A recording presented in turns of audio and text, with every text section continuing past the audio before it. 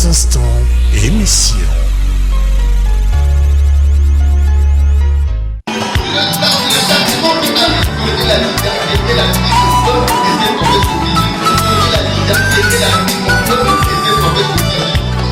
Ma Bible me dit que la parole est une épée.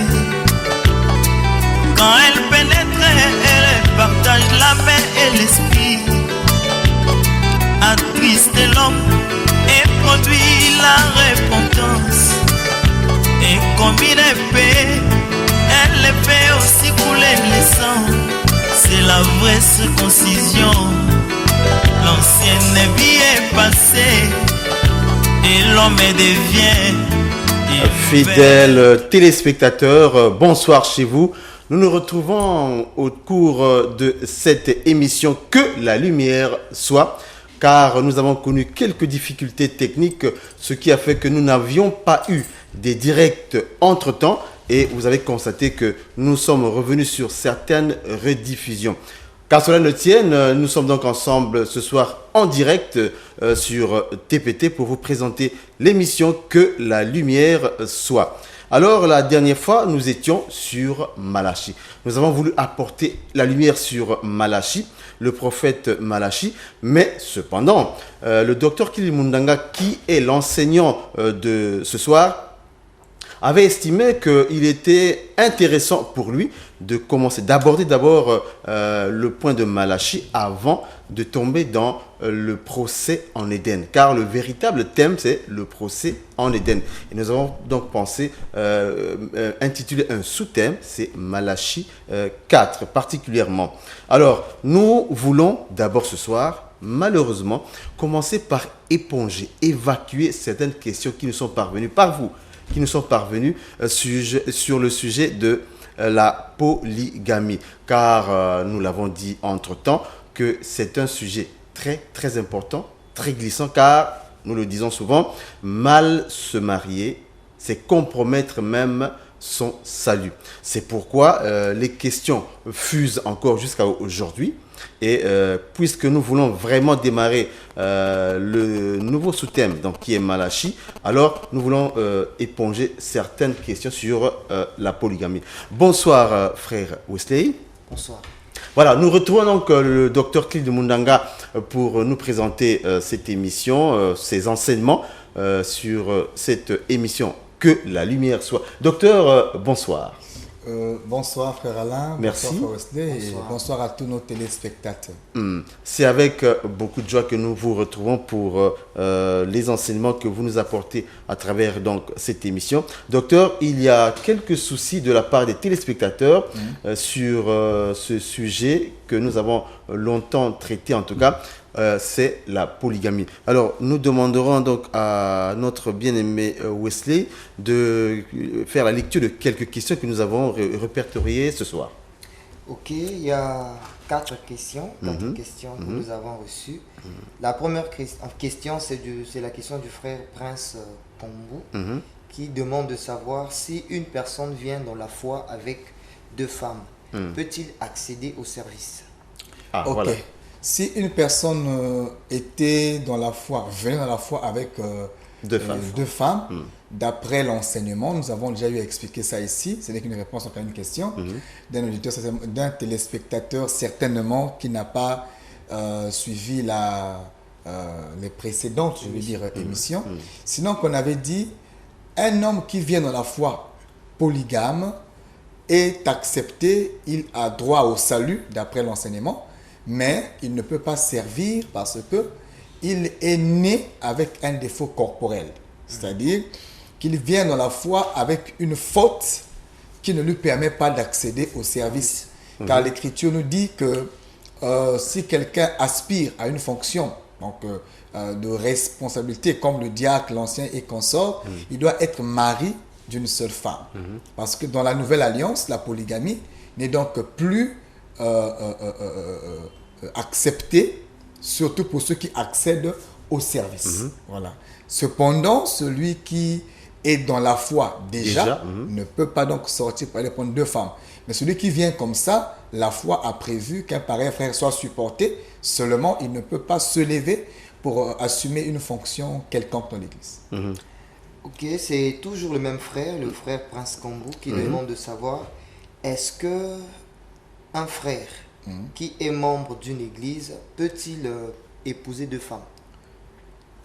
C'est ce que nous avons dit tantôt. Finalement, oui. Un frère qui est déjà dans la foi ne peut plus prendre 2 femmes. Mais un frère qui est venu comme tel dans la foi, on ne peut pas lui empêcher, voyez-vous, on ne peut pas lui empêcher la foi à cause de la condition dans laquelle il vient.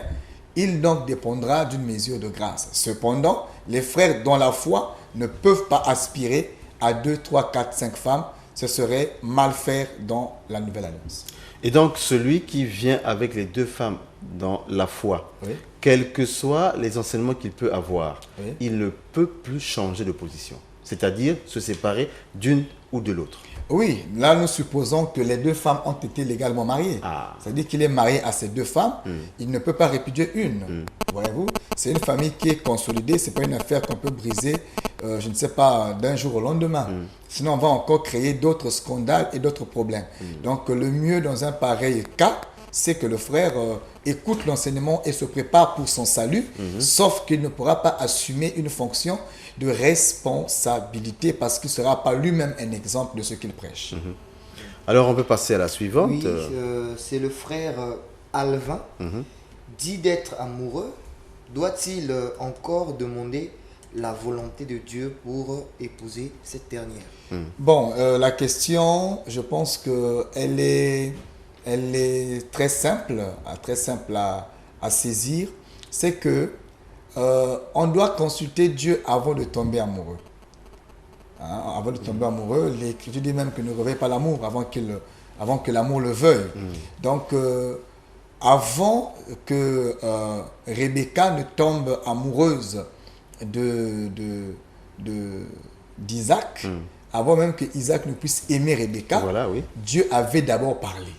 Maintenant, lorsque nous commettons ces erreurs-là, parce que c'est fréquent, lorsque nous commettons ces erreurs-là, ça devient difficile parce que quand l'amour s'est créé, on ne sait plus voir en face la vérité. On ne sait plus se contenter de la parole de Dieu parce que les sentiments auront tendance à dominer sur la position de la parole. Voilà pourquoi il est souvent souhaitable de consulter Dieu avant. Maintenant, si tu tombes amoureux très vite, avant que tu ne consultes Dieu, peut-être que ça allait plus vite que toi, peut-être un coup de foudre aussi. Dans le cas échéant, il est conseillé de consulter Dieu bon gré mal gré. Et si la parole de Dieu, je veux dire, si Dieu se révèle contraire à ton choix, tu dois avoir le courage d'arrêter la relation et de souffrir à cause de Dieu. Voilà comment. Mais ce n'est pas souvent évident, mais la parole a telle comme position. Alors le frère Hervé, il dit, un pasteur peut-il refaire la cérémonie d'un mariage faite à l'église? Bon, nous disons que non. Un mariage fait à l'état civil plutôt. Oui, un mariage certainement fait légalement l'état civil. L'état civil. Et lorsqu'ils viennent à l'église, est-ce que le pasteur a le droit de refaire la cérémonie? Nous disons non, le pasteur a le droit de bénir. Bénir ne veut pas dire faire un culte. Le pasteur a le droit de bénir en tant que représentant du ciel.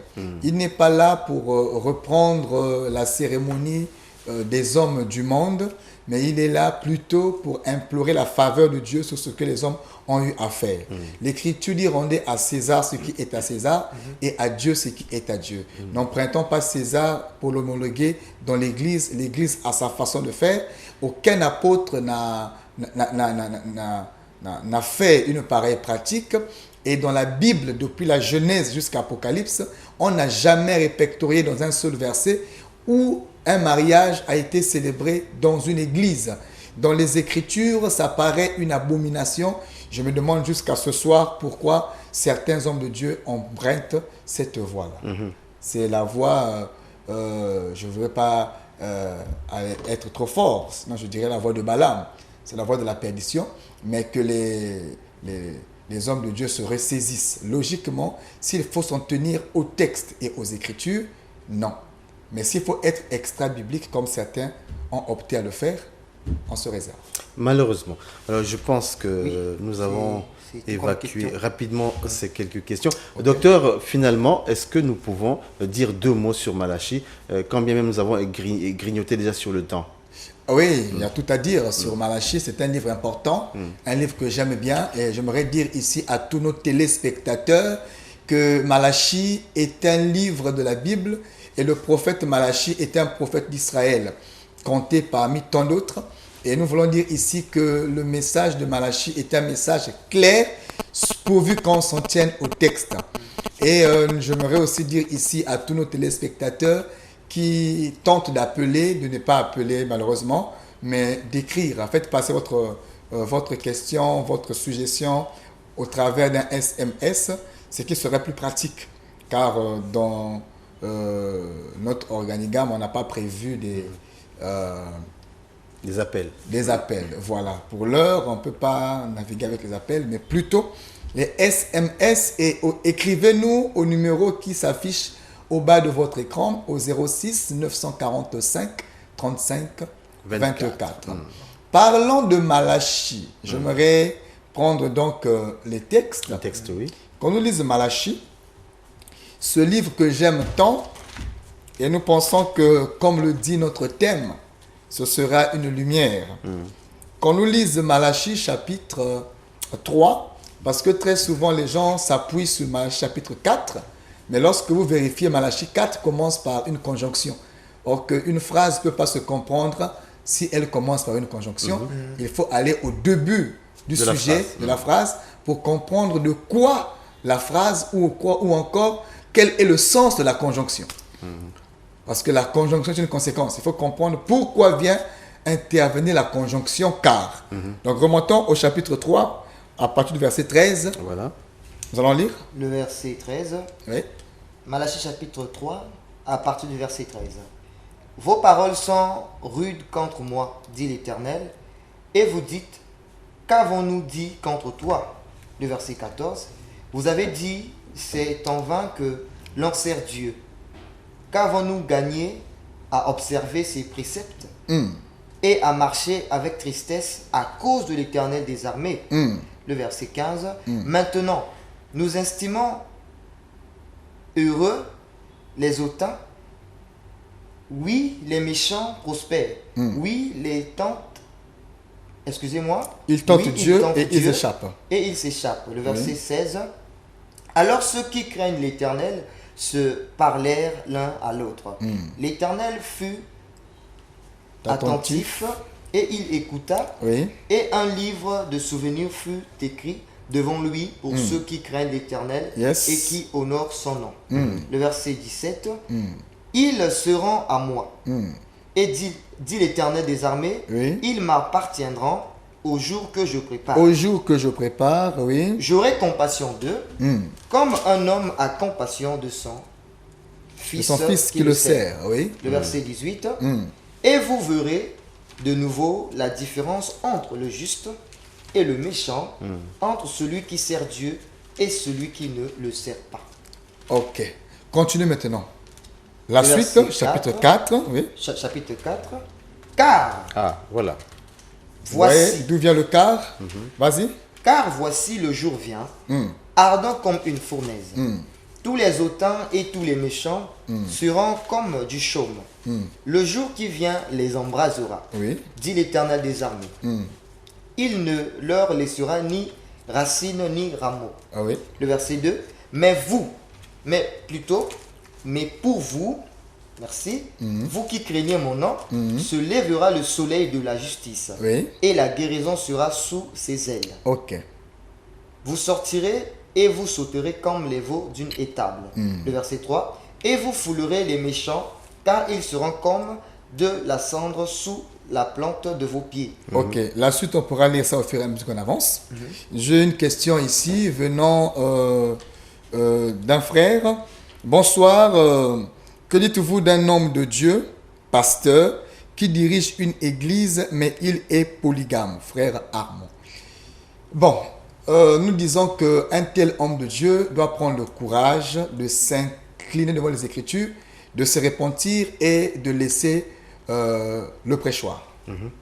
il doit laisser la conduite de l'Église parce qu'il n'est pas exemple. L'Écriture dit que le ministère ne doit pas faire sujet de blâme. Or, il y a une Écriture qui dit que l'ancien doit être mari d'une seule femme. Voyez-vous? Et l'Écriture se situe dans la nouvelle alliance. L'ancien, le diacre, parce qu'un ancien, c'est un prédicateur, c'est un conducteur. Voyez-vous, vous avez Paul qui avait établi les anciens pour diriger les églises. Un ancien, c'est un frère qui a toutes les compétences, mais qui attend peut-être la confirmation du ministère. Voyez-vous. Alors, si déjà l'ancien ne peut pas être appelé, établi, s'il a 2 femmes, à combien plus forte raison le pasteur. Voyez-vous. Et aucun apôtre n'a été polygame. Voilà pourquoi nous disons, ne vous cachez pas derrière l'ancienne alliance. Là-bas, c'est autre chose, c'est une ombre. La réalité est en Christ. Et Christ, c'est une nouvelle alliance. Un pasteur polygame aujourd'hui doit prendre le courage de laisser le prêchoir et se repentir. Voilà ce que nous avons à dire. Laisser le prêchoir se repentir, mais ce n'est pas pour autant régler le problème, docteur. Oui, c'est-à-dire que aussi longtemps qu'il est polygame, il ne peut pas servir, il s'assoit. Avec plusieurs femmes. Ben oui, il a eu 2 femmes, mariées légalement. Voyez-vous, qu'il a emporté. Alors, il ne va pas manipuler l'autre femme. Il a fait le choix d'être polygame, qui laisse la conduite de l'Église. C'est un choix. Voyez-vous, s'il choisit, oui, il attendra son salut, il n'y a pas de problème, seulement qu'il laisse la conduite de l'Église, parce qu'un polygame ne peut pas conduire l'assemblée. Ça n'a pas de sens. Voyez-vous, ça n'a pas de sens. Et il faut être courageux pour se repentir. C'est important. Parce que la repentance aussi, c'est un fruit. C'est important. Dieu nous a aimés. Et si nous aimons Dieu, on doit prendre le courage de se repentir parfois. Malachie 4, voilà. Est-ce que Malachie 4 est une personne dans l'ancien temps ou juste un titre du livre? Voilà. Juste un éclaircissement. Malachie 4 n'est pas le nom d'une personne. Le prophète s'appelle Malachie, parce que les prophètes ne meurent pas. Le prophète s'appelle Malachie, mais Malachie 4, c'est donc le chapitre 4. C'est un livre qui a été regorgé en 4 chapitres pour certaines versions. Dans d'autres versions, il n'y a pas 4 chapitres. Il y a seulement 3 chapitres. Et le classement des chapitres, ce n'est pas un travail de l'esprit. C'est un travail d'homme. L'esprit, c'est ce qui est écrit. Mais le classement, ce n'est pas un travail d'esprit, c'est un travail d'homme. Voilà pourquoi je m'étonne des personnes qui interprètent même les versets et les chapitres. C'est mal comprendre le sens même des Écritures. On va... ça fait que tomber les messages. My God. Ça fait que tomber. Et bonsoir, c'est le frère Gervais. J'ai une amie que j'aime bien. Et le sentiment est réciproque, mais il se pose un problème. La fille est pour nous et ma mère déteste certainement les pour nous. Frère, si tu es dans la foi, tu ne devrais pas tenir un pareil langage. Dans la foi, on n'est pas pour nous. Dans la foi, on n'est pas bembé. Dans la foi, on n'est pas téké. Ne soyez pas tribal. Et l'Église ne prêche pas le tribalisme. Dans l'Église, il n'y a pas d'emboshi, il n'y a pas de téké. Dans l'Église, on est tous chrétiens, enfants de Dieu. Nous avons tous la même nature parce qu'on a un seul Père. Et s'il y a encore des pareils langages de pour nous téké, c'est grave, frère. C'est grave. Il ne faut pas tenir un pareil langage. Si ta mère n'aime pas les pour nous, mais ce n'est pas ta mère qui se marie, c'est toi qui te maries. Et se marier, c'est une affaire de grandes personnes. Si la mère doit encore décider pour toi, c'est grave. Donc, tu n'es pas encore prêt pour te marier. Ça sous-entend que c'est sa propre mère qui n'aime pas. Voilà. Je pensais que c'était la mère de la fille qui n'aimait pas les pour nous, non? Non, c'est la fille est pour nous. Ok. Et donc, sa mère déteste les pour nous. Alors, si ta mère a un problème avec les pour nous, certainement elle n'est pas encore convertie. Mais toi qui es converti, comprends que si quelqu'un est en Christ, il est une nouvelle créature. Les choses anciennes sont passées. Et toutes choses sont devenues nouvelles. Donc, la sœur n'est plus pour nous. Dans la foi, elle est enfant de Dieu. Donc, si tu l'aimes et tu veux l'épouser, mon frère, vas-y. Ne sois pas effrayé par les histoires de maman parce que ce n'est pas maman qui se marie. C'est toi qui te maries. Voilà. Tu peux aussi prendre celle que maman aime, mais tu ne l'aimes pas. Et être malheureux après. C'est parfois des erreurs que nous faisons au Congo. Ce n'est pas la mère qui fera le choix, c'est toi qui feras le choix. C'est très important. Décidément, on ne va pas évoluer. Hein. Voilà, vous savez que le mariage, c'est un sujet... cette ethnie-là, oui, il dit que sa mère déteste cette ethnie parce que ce sont des bordels. Voilà, c'est ce qu'elle écrit ici. Curieusement, supportez-moi l'expression, c'est un message. Bon, vous voyez, ce sont des contes. Hein? Ce sont des histoires que les gens racontaient. On disait que pour mieux être tribal, les gens étaient en train de comment on va dire ça, de salir parfois. De salir parfois. On disait que ceux du Poule sont pingres, les Vilis sont des sorciers, et ainsi de suite. C'est des histoires qui ne devraient pas courir à nos églises aujourd'hui. L'église est là pour prêcher le bon sens. L'église est là pour corriger les mœurs. Hein? L'église est là pour corriger tous ces détours-là. Ce sont des erreurs que nos parents ont eu à faire et nous n'avons pas le droit de répéter ça.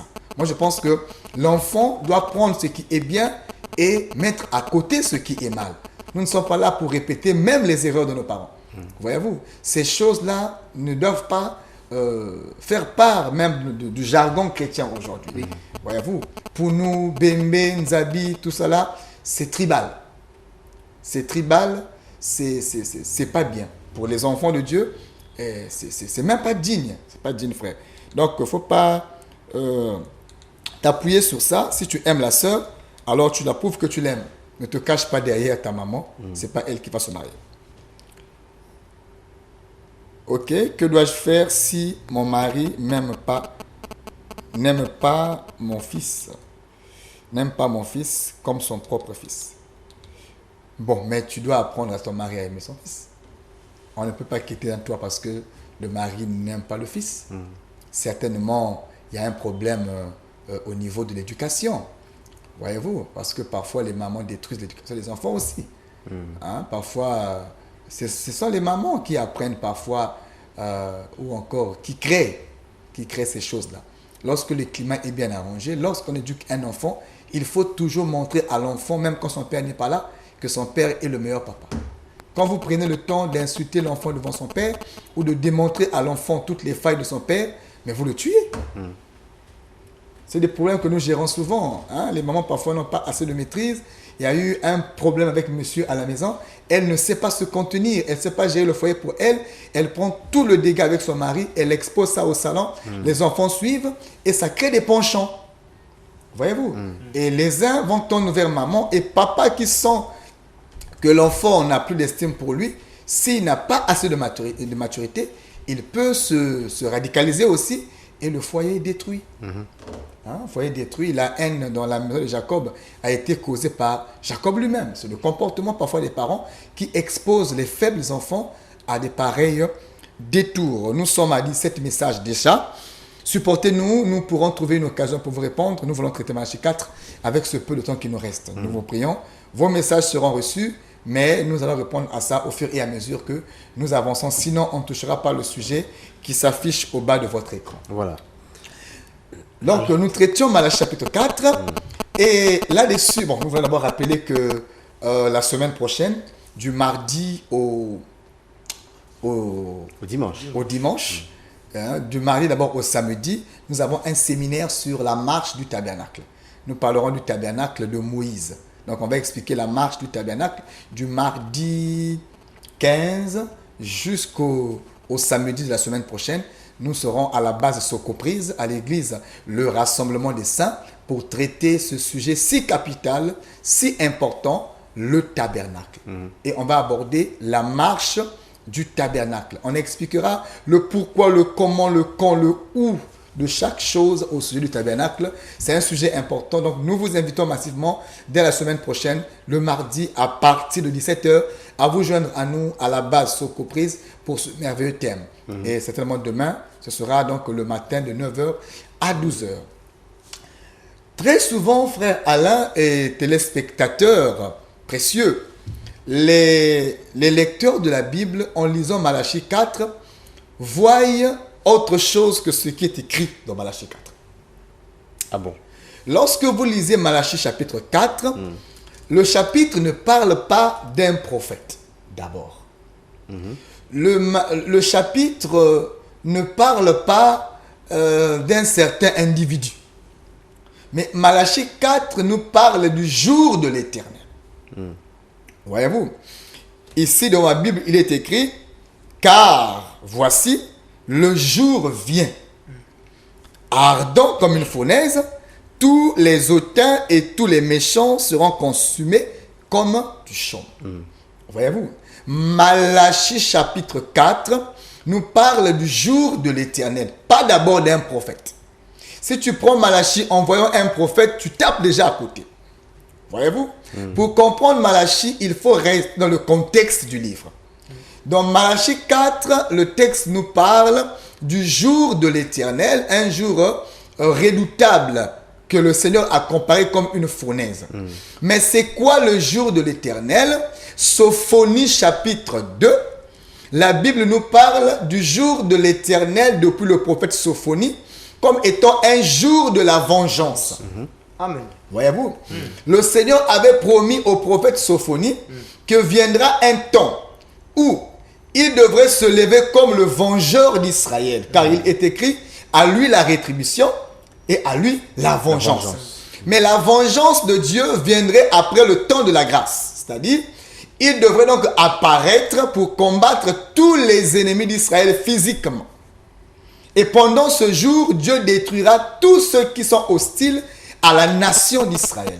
Donc la promesse du jour de l'Éternel, en réalité, concerne le peuple d'Israël. Depuis Sophonie. Pas les nations. Non, pas les nations, frère. Maintenant, comme avant que le jour ne paraisse, comme vous savez que dans les termes prophétiques, la nuit va d'abord finir pour que le jour commence. Très important. Or que la nuit dans les Écritures était divisée ou encore séparée en veilles. Il y avait le soir, il y avait le milieu de la nuit, il y avait le chant du coq, après quoi venait le matin. Voyez-vous, dans lequel il y a l'aurore et consort. Or, avant que vienne le matin, parce que l'Écriture dit que quand viendra le jour, le soleil se lèvera. Or que le soleil se lève le matin.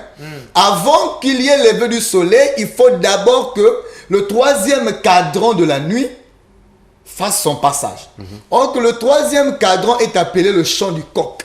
Ça veut dire, le coq doit chanter avant que le jour ne se lève. Voyez-vous? Or que le coq qui doit chanter, c'est ça le prophète. Voilà pourquoi quand Jésus est venu en Israël, la Bible dit dans le livre de Luc chapitre 1, le soleil levant nous a visités. Donc Jésus était le soleil levant. Mais comme c'était le lever du soleil, il fallait que le coq chante avant que Jésus ne vienne. Voilà pourquoi Jean le Baptiste a été un coq qui avait chanté pour annoncer le jour. Qui est Christ. Qui est Christ. Pour annoncer dans la révélation le lever du soleil. Parce que Luc dit que le soleil levant nous a visités. Donc Jésus est aussi vu comme un lever du soleil. Voyez-vous? Voilà pourquoi. Mais quand Christ vient comme un lever du soleil, c'est dans un cadre de la révélation. Prophétiquement parlant, le jour n'était pas encore arrivé. Voyez-vous? Or que l'arrivée du jour, c'est la vengeance d'Israël. Or que quand Jésus est venu, il n'était pas venu d'abord venger Israël, mais il était venu annoncer la grâce avant que vienne la vengeance. Parce que ce sera la colère de l'agneau. Jésus est venu comme agneau, mais pendant la vengeance, il sera lion. Voilà pourquoi on parle du Shiloh. Le Shiloh, c'est un lion. Voyez-vous? Maintenant, lorsqu'on parle de Malachie chapitre 4, nous avons dit que Malachie 4 ne parle pas d'abord du prophète. Le prophète viendra après. D'abord, c'est le jour de l'Éternel. Or que le jour de l'Éternel, ce n'est pas l'enlèvement. Il faut bien lire le texte, frère. Le jour de l'Éternel, ce n'est pas l'enlèvement. Lis un peu Sophonie chapitre 2, frère. Sophonie chapitre 2. Oui. Le verset... À partir du premier et deuxième verset. Le verset premier. Oui. Rentrez en vous-même. Examinez-vous. Nation sans pudeur. avant que le décret s'exécute. Là, on parle à Israël, oui. Et que ce jour passe comme la balle. Continue. Avant que la colère ardente de l'Éternel fonde sur vous. Avant que le jour de la colère de l'Éternel fonde sur vous. Voilà. Donc, le jour de la colère de l'Éternel, c'est ce que Sophonie avait appelé le jour de l'Éternel. Voyez-vous? Voilà pourquoi, quand vous lirez bien Sophonie, l'écriture, je vais dire Malachie, l'écriture dit ceci. Le jour qui vient les embrasera, donc les méchants, dit l'Éternel des armées. Il ne leur laissera ni racine ni rameau, donc les méchants. Mais pour vous qui craignez mon nom, s'élèvera le soleil de la justice. À qui s'adresse-t-il? Ici, le vous, c'est la nation d'Israël. Ah. Car le contexte monte depuis le chapitre 3. Oui. Le premier verset du chapitre 4, c'est une conjonction. Une phrase ne commence pas par une conjonction. La phrase remonte. Voilà pourquoi certaines versions, comme la version Parole de vie, n'a pas de chapitre 4. Parce que le chapitre 4, c'est la pensée qui remonte depuis le chapitre 3, en réalité. Mais on ne peut pas blâmer les textes. Chaque écrivain, à sa façon, a été inspiré de sa manière. Pourvu que les textes demeurent les mêmes. Alors, le verset dit, « Pour vous qui craignez mon nom, s'élèvera le soleil de la justice et la guérison sera sous ses ailes. » On reviendra pour expliquer ça. « Vous sortirez et vous sauterez comme les veaux d'une étable et vous foulerez les méchants car ils seront comme de la cendre. » Là, on parle du jour de l'Éternel. « Sous la plante de vos pieds au jour que je prépare, dit l'Éternel. » Le verset 4 dit, « Souvenez-vous. » Le même vous revient ici, mis pour qui? Pour Israël. Souvenez-vous de la loi de Moïse, mon serviteur, auquel j'ai prescrit en Horeb pour tout Israël. Voyez-vous? Donc là, ça s'adresse à Israël. Israël ne peut se souvenir de quelque chose que celui à qui on avait confié quelque chose. Dieu n'a jamais donné sa loi aux nations. En Horeb, la loi a été donnée à la nation d'Israël. Donc, quand on demande de se souvenir de la loi, Dieu s'adresse à ceux envers qui il avait donné la loi en Horeb. Voyez-vous? Souvenez-vous de la loi de Moïse, mon serviteur, vous le savez, auquel j'ai prescrit en Horeb pour tout Israël des préceptes et des ordonnances. Là, on s'adresse à Israël. Le verset 5 dit, « Pour voici, je vous enverrai Élie. » Toujours le vous. C'est le même vous qui commence depuis le verset 2, chapitre 4. Voyez-vous? Donc d'abord, dans le contexte de la prophétie concerne Israël, elle ne concerne pas le peuple des nations. D'abord. Voyez-vous? J'enverrai Élie le prophète avant que le jour arrive, ce jour grand et redoutable. Pourquoi il envoie Élie? Parce que Élie est un coq. Voyez-vous? Quand on parlait du chant du coq, il faut que Élie puisse chanter. Voyez-vous? Lorsque Jésus-Christ avait dit à Pierre que avant que le coq n'ait chanté, 2 fois tu me réuniras. 3 fois. Voyez-vous? Or que le coq doit chanter 2 fois. La première fois que le coq avait chanté, c'était en Jean-Baptiste, l'esprit d'Élie. Et la deuxième fois, quand le coq chantera, l'Écriture m'enseigne que Pierre était en train de marcher. Quand il a entendu le chant du coq, Pierre s'est retourné et il a pleuré. Il faut expliquer le détour de Pierre et les larmes de Pierre. Allons-y. Et c'est comme ça qu'on a prêché Dieu à la télé. C'est comme ça la fête. Voyez-vous? Or que Pierre qui est en train d'écouter le chant, parce que tout le monde écoutait le chant du coq, mais tout le monde ne comprenait pas le message caché dans le chant du coq. Amen. Voilà pourquoi aujourd'hui tout le monde peut écouter ce que nous disons, mais tout le monde ne comprendra pas ce qu'on dit, parce que pour comprendre le chant du coq, il faut avoir écouté Jésus avant. Amen. Pierre était collé avant. Voilà pourquoi il a compris l'énigme. Quand le coq a chanté, Pierre a compris, le maître avait dit, donc le chant là, c'est un message. Voilà comment il se retourne et il pleure. Or que se retourner, c'est ça Israël qui doit revenir vers la loi de Moïse. Et pleurer, c'est la repentance d'Israël. Donc quand Pierre pleure, ça explique, Pierre devient tout le type de la nation d'Israël. Et quand Pierre pleure, ça veut dire la repentance d'Israël, prophétiquement parlant. Voyez-vous? Par rapport au chant du coq. Par rapport au chant du coq. Donc voilà pourquoi, avant que le jour ne paraisse, il faudrait d'abord que le coq ait chanté. Voyez-vous? Et le coq qui chante, c'est Jean-Baptiste ou encore l'esprit d'Élie. Nous sommes d'accord que Malachie 4 parle de l'esprit d'Élie. C'est vrai, ce n'est pas un homme qui le dit.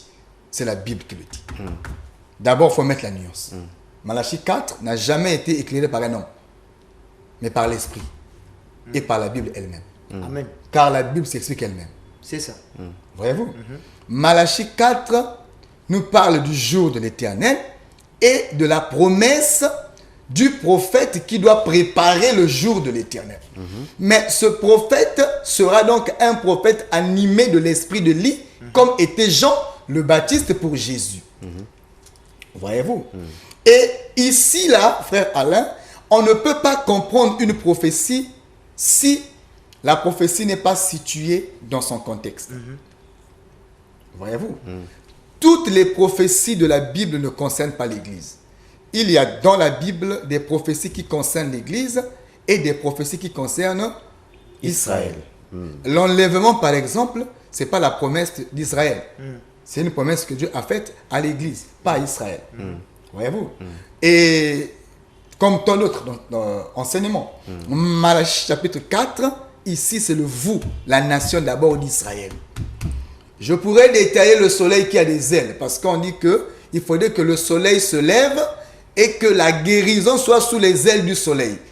Quel est ce soleil qui a des ailes? On comprendra ça ici dans l'émission Que la lumière soit. Amen. Voyez-vous? Et ce sont les ailes du soleil qui doivent apporter la guérison à la nation d'Israël. Depuis quand les ailes apportent la guérison, on comprendra ça ici. Mais avant tout, que le peuple comprenne que Malachie 4 parle de l'esprit d'Élie qui sera envoyé dans la nation d'Israël pour préparer Israël avant le jour du jugement. Parce que si Israël ne se repentait pas, Israël subira le châtiment. Oui. Voilà pourquoi, Dieu ne pouvant pas condamner avant d'avertir, il enverra le prophète Élie, ou encore un homme parmi les Juifs qui sera animé de l'esprit d'Élie, et c'est lui qui préparera les cœurs. Voyez-vous? Alors, là-dessus, j'ai voulu bien introduire le sujet, et nous reviendrons pour détailler qui était ce prophète, ou qui sera ce prophète, parce qu'il est important. Là-dessus, plusieurs s'infiltrent, plusieurs viennent s'aventurer ici aussi. Voyez-vous? Nous disons qu'il ne faut pas être pressé d'entrer là où on n'a pas cité ton nom. Et nous disons que Élie sera un juif. C'est un frère juif, frère. Toi qui es gabonais, chinois, japonais, je ne sais pas qui, ne prends pas l'audace de t'infiltrer ici, frère. Ça ne concerne pas les nations, ça concerne d'abord la nation d'Israël. Et ça, il faut respecter ça. Sinon, même Malachie sera contre toi, frère. C'est très important. Donc, nous reviendrons pour préciser de quel prophète il s'agit. Ce sera qui Élie? Parce que, du temps de Jésus, l'esprit d'Élie se manifeste 2 fois dans les Écritures. Voyez-vous? Et parce que le coq devait chanter 2 fois. Ça parle des 2 manifestations de l'esprit d'Élie. Donc, la première fois, c'était en Jean le Baptiste. Et la seconde fois, c'est ce Élie de Malachie 4 qui doit donc venir. Et attention, Élie va prêcher en Israël pendant 3 ans et demi. Très important. Selon le livre d'Apocalypse chapitre 11 à partir du verset 3. Car Malachie 4 verset 5 égale Apocalypse chapitre 11 à partir du verset 3 égale Zacharie 4 égale Exode 19 à partir du verset 3. Donc Élie va faire 3 ans et demi de service assisté du prophète Moïse. Et j'aimerais dire à quelqu'un, s'ils croient être Élie, ou encore s'ils ont aussi un prophète Élie chez eux, qu'ils commencent déjà à compter le temps du ministère de leur prophète. Si ça n'a pas fait 3 ans et demi, commencez à réfléchir.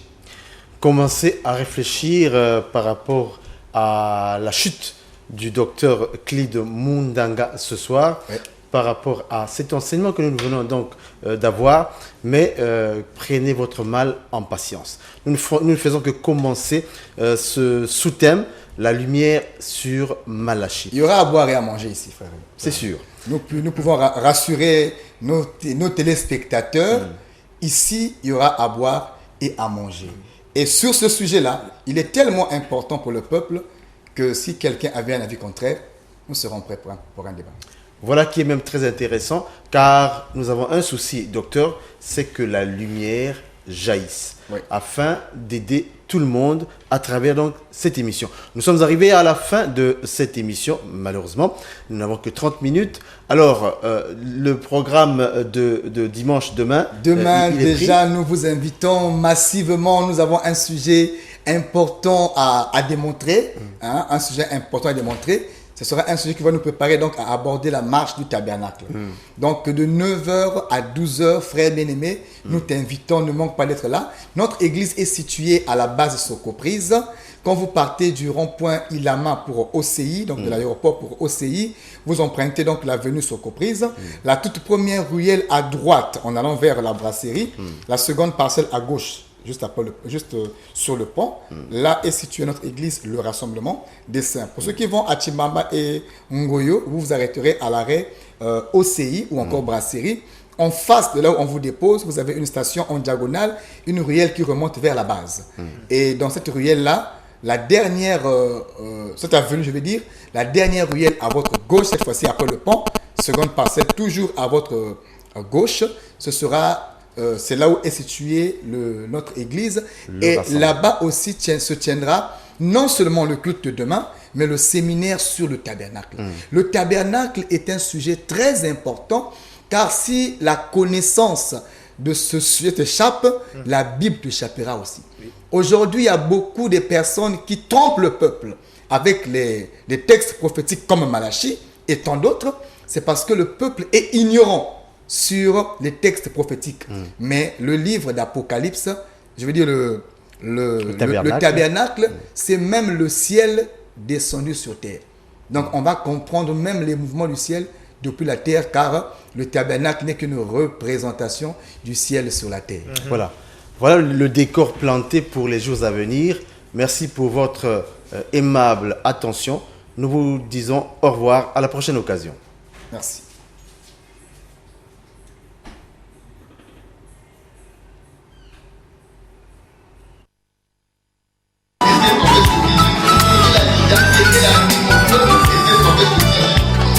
Ma Bible me dit que la parole est une épée. Quand elle pénètre, elle partage l'âme et l'esprit. Attriste l'homme et produit la repentance. Et comme une épée, elle fait aussi couler le sang. C'est la vraie circoncision. L'ancienne vie est passée et l'homme devient